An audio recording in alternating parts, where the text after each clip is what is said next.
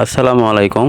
আজকে আপনাদেরকে দেখাতে চলেছি যে পলিথিন মানে ফেলে দেওয়া নষ্ট পলিথিন থেকে কিভাবে প্লাস্টিকের বড় বড় পাইপগুলো তৈরি করা হয়। এই ভিডিওটার মাধ্যমে আপনাদের দেখানোর চেষ্টা করছি। ভিডিওতে দেখতে পাচ্ছেন যে আমার এক বড় ভাই ছিঁড়া যে প্লাস্টিক পলিথিনগুলো, এই পলিথিনগুলো কিন্তু আগুনে একেবারে গলিয়ে সেগুলোকে তরল করে বের করে নিয়ে এসে কাটতেছে। তো এই কেটে ছোট ছোট টুকরা করবে।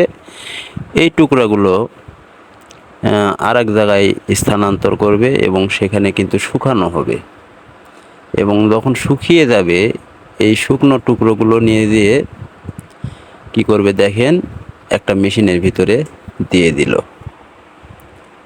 মেশিন থেকে কিন্তু এই টুকরোগুলো আবার ছোট ছোট হয়ে বের হয়ে আসতেছে, একেবারে চালের দানার মতো, যেগুলোকে প্লাস্টিকের দানা বলে। এই প্লাস্টিকের দানাগুলো কিন্তু আবারও আর একটা মেশিনে চলে যাবে।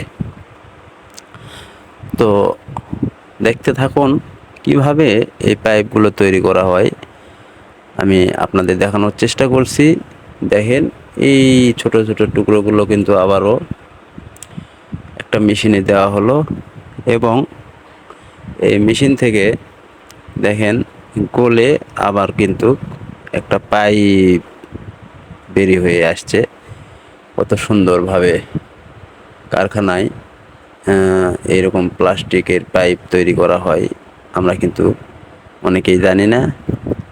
তো আমরা এই প্লাস্টিকের পাইপগুলো বিভিন্ন কাজে, বিভিন্ন জায়গায়, বিভিন্ন প্রয়োজনে ব্যবহার করে থাকি, দেখে থাকি, কিন্তু আমরা জানি না এই প্লাস্টিকের পাইপগুলো আসলে কিভাবে তৈরি করা হয়। তো আজকের এই ভিডিওটার মাধ্যমে আপনাদের কিন্তু দেখানোর চেষ্টা করলাম। যাই হোক, এই পাইপগুলোই কিন্তু আবার কত সুন্দরভাবে দেখেন মুড়িয়ে মুড়িয়ে এভাবেই কিন্তু বাজারে চলে আসবে। তো আমার ভাইগুলো কিন্তু অনেক পরিশ্রম করছে, এবং কোনো কাজই পরিশ্রম ছাড়া কিন্তু সম্ভব নয়।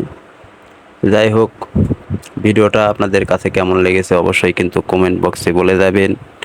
আর আমি চেষ্টা করছি আপনাদেরকে কিছু ভালো মানের ভিডিও উপহার দেওয়ার জন্য, কিছু অজানা জিনিস দেখানোর জন্য, যেগুলোকে হয়তো আমরা অনেকেই যে জিনিসগুলো দেখেছি কিন্তু কিভাবে তৈরি করা হয় এটা কিন্তু আমরা জানি না।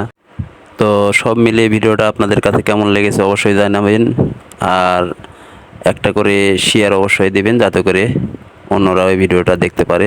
ধন্যবাদ সবাইকে।